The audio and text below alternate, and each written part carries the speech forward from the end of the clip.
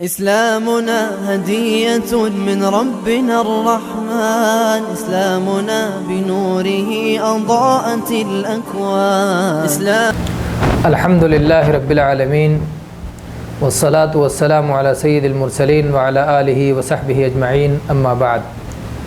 آج کی مجلس میں انشاءاللہ العزیز چھینک اور جماہی کے آداب سے متعلق گفتگو ہوگی۔ اس سلسلے میں صحیح بخاری میں جناب محمد الرسول اللہ صلی اللہ علیہ وسلم کی یہ حدیث مروی ہے، ان اللہ یحب العطاس ویکرہ التثاؤب فاذا عطس احدکم وحمد اللہ کان حقا علی کل مسلم سمعہ ان یقول له یرحمک اللہ واما التثاؤب فانما هو من الشیطان فاذا تثاءب احدکم فلیردہ ما استطاع۔ اللہ تبارک و تعالی چھینک کو پسند فرماتا ہے اور جماہی کو ناپسند فرماتا ہے۔ جب تم میں سے کوئی چھینکے اور الحمدللہ کہے، اللہ کی حمد و ثنا بیان کرے، تو ہر سننے والے مسلمان پر یہ فرض ہے کہ جواب میں یرحمک اللہ کہے۔ اور جہاں تک جمائی کی بات ہے تو یہ شیطان کی جانب سے ہے۔ جب تم میں سے کوئی شخص جمائی لے تو جتنا ممکن ہو، جتنی طاقت ہو، اسے روکنے کی کوشش کرے۔ میرے بھائیوں، چھینک کے آداب، اس حدیث کے پڑھنے سے آپ کو چھینک کا ادب معلوم ہو گیا ہوگا کہ چھینک جو اللہ کی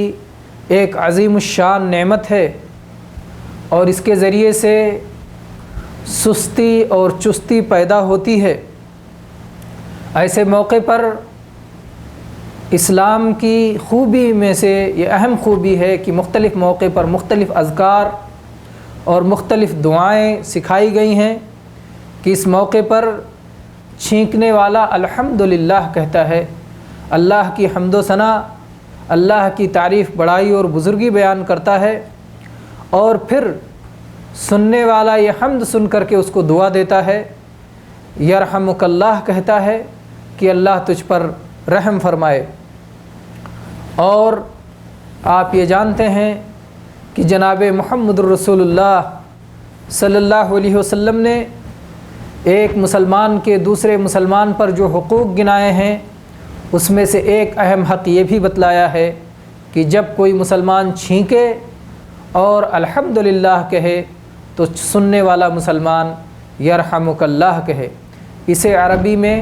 تشمیت کہا جاتا ہے، تشمیت العاطس، چھینکنے والے کا جواب دینا۔ چنانچہ برا ابن عازب رضی اللہ عنہ بیان کرتے ہیں کہ اللہ کے نبی صلی اللہ علیہ وسلم نے ہم کو 7 باتوں کا حکم دیا اور 7 باتوں سے روکا۔ جن 7 باتوں کا حکم دیا اس میں سے ایک ہے مریض کی عیادت، دوسرے ہے جنازے کے پیچھے جانا، اور تیسرے ہے چھینک آئے اور الحمدللہ کہے تو یرحمک اللہ کہنا، اور چوتھے ہے سلام کا جواب دینا، اور 5ویں چیز ہے مظلوم کی مدد کرنا، اور 6ٹھی چیز ہے دعوت کو قبول کرنا، اور 7ویں چیز ہے قسم کھانے والے کی قسم کو مکمل کرنے کی کوشش کرنا۔ اہل علم نے فرمایا ہے کہ چھینکنے والے کا جواب دینا فرض کفایہ ہے۔ اگر پوری جماعت ہے، بہت بڑی تعداد ہے، اور وہاں کسی نے چھینکا اور الحمدللہ کہا اور اس جماعت میں سے ایک شخص نے بھی یرحمک اللہ کہہ دیا، تو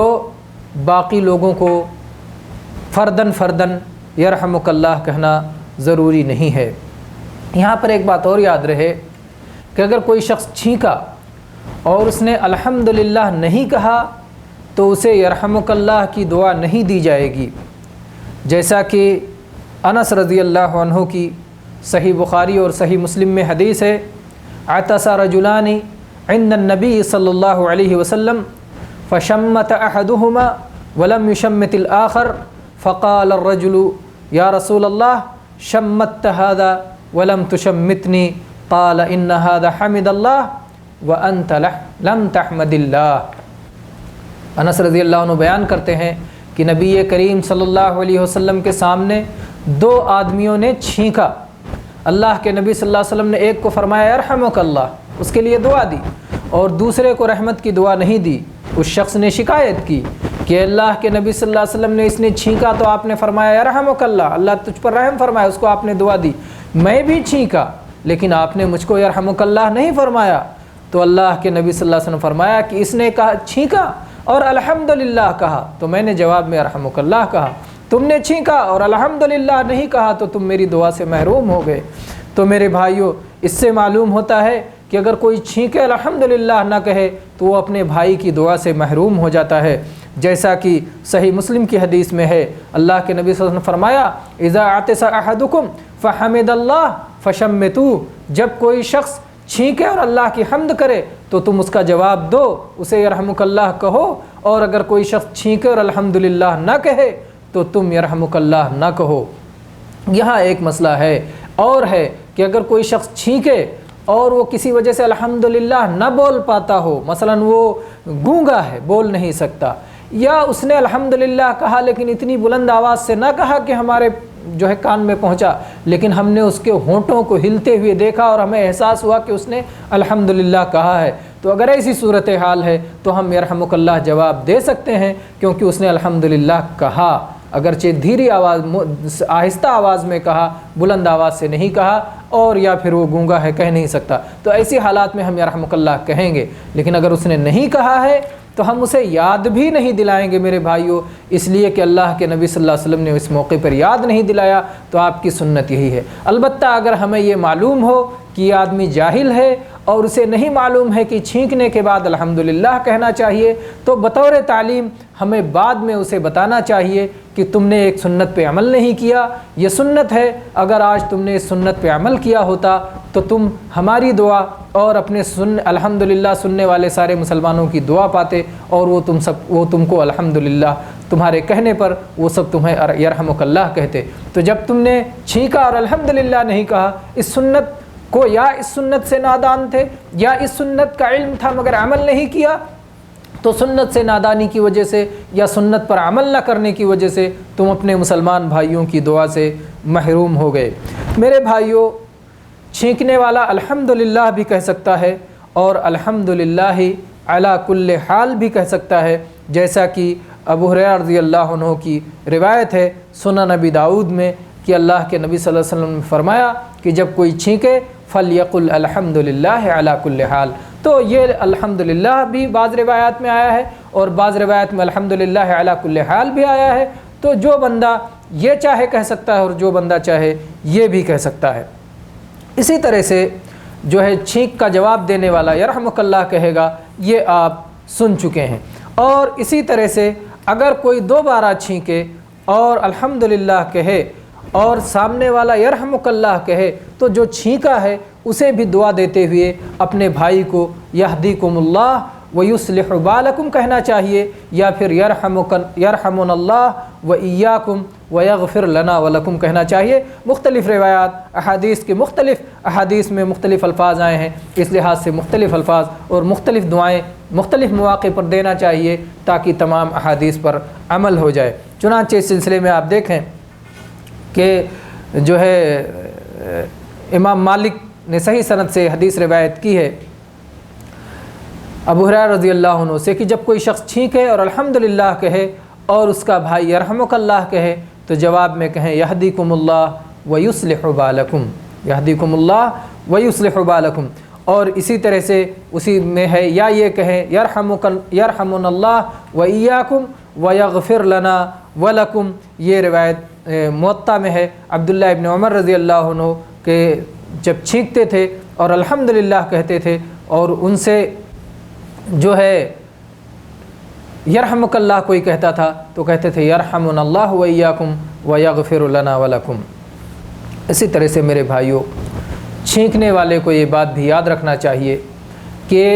अपनी आवाज़ पस्त करने की कोशिश करना चाहिए। आम तौर पर जब छींक आती है तो बहुत बुलंद आवाज़ से आती है, اس لیے اپنی آواز کو پست کرنے کے لیے یا تو منہ پر کپڑا رکھ لے یا منہ پر ہاتھ رکھ لے یا کوئی ایسی کوشش کرے کہ جس سے یہ سخت آواز بند ہو جائے، کیونکہ عام طور پر ہوتا یہ ہے کہ جب آدمی چھینکتا ہے تو ناک یا منہ سے کوئی کچڑا بھی نکلتا ہے، کوئی غلاظت اور بلغم وغیرہ بھی ساتھ میں نکلتا ہے۔ تو اگر آدمی ہاتھ سے منہ بند کر لے گا یا کپڑے سے منہ بند کر لے گا تو یہ اڑ کر کے کسی اور جگہ یا کسی اور شخص پر نہیں پڑے گا۔ تو اسی لیے اس سلسلے میں یہ ادب آیا ہے، اور ابو ہریرہ رضی اللہ عنہ کی حدیث ہے صحیح مسلم میں، ان النبی صلی اللہ علیہ وسلم کان اذا عطس غطى وجهه بيده او بثوبه وغض بها صوته، کہ اللہ کے نبی صلی اللہ علیہ وسلم جب چھینکتے تھے تو اپنے ہاتھ سے یا اپنے کپڑوں سے اپنا منہ چھپا لیتے تھے اور اس طرح سے اپنی آواز کو پست کر لیا کرتے تھے۔ اسی طرح سے ایک بات یاد رہے کہ اگر کوئی آدمی بار بار چھینک رہا ہے، 2 بار 3 بار یا اس سے زیادہ چھینک رہا ہے، تو گویا اس کو زکام ہو گیا ہے اور بار بار اس کا جواب دینا ضروری نہیں ہے، جیسا کہ سلمہ ابن اکوع رضی اللہ عنہ کی حدیث ہے صحیح مسلم میں کہ ایک شخص چھینکا اور اس نے الحمدللہ کہا، اللہ کے نبی نے یرحمک اللہ جواب دیا، پھر اس کے بعد اس نے چھینکا تو آپ نے فرمایا کہ اس کو تو زکام ہو گیا ہے۔ اور بعض روایات میں ہے کہ 3 مرتبہ جو ہے، دوسری بار کے بجائے 3 مرتبہ اگر کوئی چھینکے تو پھر اس کو زکام ہے۔ وہ چھینک جو ہے چستی کی وجہ سے اور جو ہے آرام کی وجہ سے وہ چھینک نہیں آ رہا ہے، بلکہ زکام کی وجہ سے آ رہا ہے، اور اگر کسی کو زکام ہے تو بار بار لوگوں کو جواب دینا ضروری نہیں ہے۔ اسی طرح سے اگر کوئی غیر مسلم ہو، یہودی ہے، عیسائی ہے، اہل کتاب میں سے ہے، کافر ہے، اور وہ چھینکتا ہے اور الحمدللہ کہتا ہے، تو ایسی صورت میں اسے یرحمک اللہ کہنے کے بجائے یہدیکم اللہ ویصلح بالکم کہیں گے، اللہ تمہیں ہدایت دے اور تمہاری حالت درست فرمائے، اسے بھی دعا دیں گے لیکن ہدایت کی دعا دیں گے۔ اور اس سلسلے میں سنن نبی داؤد کی حدیث ہے جسے علامہ البانی نے صحیح قرار دیا ہے، ابو موسیٰ رضی اللہ عنہ کہتے ہیں کہ یہودی جناب محمد رسول اللہ صلی اللہ علیہ وسلم کی مجلس میں آتے تھے اور بتکلف چھینکتے تھے تاکہ نبی صلی اللہ علیہ وسلم ان پر رحمت کی دعا کریں، وہ چھینکتے تھے اور الحمدللہ کہتے تھے، تو اللہ کے نبی کریم صلی اللہ علیہ وسلم ان کو رحمت کی دعا نہیں دیتے تھے اور کہتے تھے یہدیکم اللہ ویصلح بالکم، اللہ تمہیں ہدایت دے اور تمہاری حالت کو درست فرما دے۔ جب تم مسلمان ہو جاؤ گے اور آخری نبی جناب محمد رسول اللہ صلی اللہ علیہ وسلم کی نبوت اور رسالت پہ ایمان لے آؤ گے تو تم آپ کی رحمت کی دعا کے بھی مستحق ہو جاؤ گے، اور جب تک تم اپنی معرفت کے باوجود اپنی شرارت کی وجہ سے تم آپ پر ایمان نہیں لاتے تو تم نبی کریم صلی اللہ علیہ وسلم کی رحمت کے دعا کے بھی مستحق نہیں ہو۔ اسی طرح سے اگر کوئی حالت صلاۃ میں ہے، نماز پڑھ رہا ہے، صلاۃ کی حالت میں کوئی شخص اگر چھینکتا ہے تو الحمدللہ کہہ سکتا ہے، کیونکہ یہ ذکر ہے اور صلاۃ میں ذکر کرنا جائز ہے۔ البتہ اگر کوئی شخص اس کو سن رہا ہے تو وہ جواب نہیں دے سکتا ہے، اور چنانچہ اس سلسلے میں جو ہے اہل علم کے اقوال موجود ہیں اور دلائل موجود ہیں۔ میرے بھائیو، دوسرا مسئلہ اس میں ہے کہ اگر جماعی آئے تو کیا اس کے آداب ہیں۔ آپ یہ سن چکے ہیں، ابتدا میں میں نے حدیث پڑھی تھی کہ جماعی شیطان کی طرف سے ہے، تو عام طور پر جماعی کیوں آتی ہے؟ جب بدن بوجھل ہوتا ہے، سستی آتی ہے، آدمی جو ہے کام سے یا توجہ سے اور ترکیز سے بھاگنا چاہتا ہے، دماغ پہ ایک طرح کا بوجھ رہتا ہے، یا خواہشات کی طرف اور آرام اور راحت کی طرف آدمی جانا چاہتا ہے، تو یہ سب کی وجہ سے، بہت زیادہ کھانے پینے کی وجہ سے، سستی کی وجہ سے ایسا ہوتا ہے، اس لیے یہ اللہ کے ہاں ناگوار ہے، ناپسند ہے۔ ایسی صورت میں ہمیں یہ کرنا چاہیے کہ اس کو پوری طرح سے کوشش کرنا چاہیے روکنے کی، بند کرنے کی۔ جب کوئی شخص جو ہے جماعی لیتا ہے اور منہ کھول کے ہا ہا کرتا ہے تو ایسی صورت میں شیطان ہنستا ہے، جیسا کہ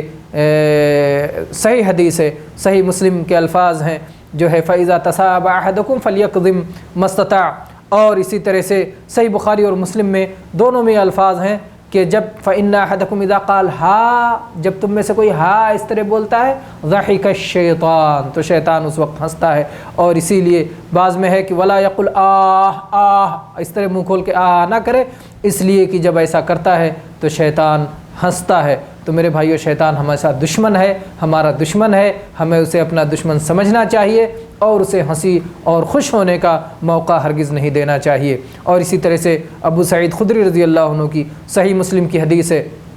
اور مسند احمد میں بھی یہ حدیث آئی ہے کہ اذا تثاءب احدکم فلیمسک بیدہ علی فیہ فإن الشیطان یدخل، کہ جب تم میں سے کوئی شخص جمع ہی لے تو ایسی صورت میں اپنے منہ پر ہاتھ رکھ لے، کیونکہ شیطان اندر گھسنے کی کوشش کرتا ہے، داخل ہونے کی کوشش کرتا ہے۔ تو شیطان اس طرح سے اندر منہ میں جانا چاہتا ہے اور شیطان سے ہمیں دشمنی رکھنا چاہیے اور اس کو اندر جانے کا موقع نہیں دینا چاہیے۔ بہت سارے لوگ اس موقع پر پڑھتے ہیں اعوذ باللہ من الشیطان الرجیم۔ میرے بھائیو ایسا نہیں کرنا چاہیے۔ بعض لوگ اپنی جہالت اور نادانی کی وجہ سے کہیں گے کہ اعوذ باللہ من الشیطان الرجیم تو اللہ کا ذکر ہے اور شیطان کو بھگانے کے لیے ہے۔ میرے بھائیو، اللہ کے نبی صلی اللہ علیہ وسلم نے جس بات کی تعلیم نہیں دی، حالانکہ اس کا تعلیم دینا ممکن تھا اور وہ چیز آپ کے زمانے میں ہوا، آپ کے صحابہ کو جماعی آئی اور آتی تھی، اور آپ نے ان کو یہ نہیں سکھایا کہ جب جماعی آئے تو اعوذ باللہ من الشیطان الرجیم پڑھو، تو گویا ہم نے ایک نئی بدعت ایجاد کی۔ اور اللہ کے نبی صلی اللہ علیہ وسلم فرمایا ہے من احدث فی امرنا ھذا ما لیس منہ فہو رد، جو شخص ہمارے دین میں کوئی ایسی چیز ایجاد کرے جو اس دین کا حصہ نہیں ہے تو اسے رد کر دیا جائے گا۔ تو میرے بھائیو یہ بدعت ہوگی اور پھر یہ نبی صلی اللہ علیہ وسلم کی سنت کی مخالفت ہوگی۔ آپ کی سنت جو آپ نے کیا وہ کرنا سنت، جو نہ کیا وہ نہ کرنا سنت۔ تو آپ صلی اللہ علیہ وسلم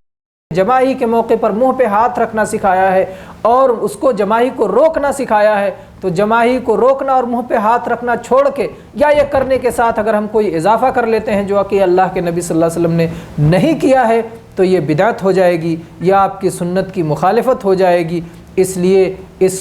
بدعت اور ترک سنت کی وجہ سے ہم گنہگار ہوں گے۔ اللہ تبارک و تعالیٰ سے دعا ہے کہ اللہ تبارک و تعالیٰ ہم سب کو اپنی زندگی کے تمام حالات و معاملات میں نبی کریم صلی اللہ علیہ وسلم کی سنتوں کو اپنانے اور آپ کی بدعتوں سے مجتنب رہنے، باز رہنے اور گریزاں رہنے کی توفیق عطا فرمائے۔ آمین۔ وآخر دعوانا ان الحمد للہ رب العالمین وصلی اللہ علی نبینا وسلم۔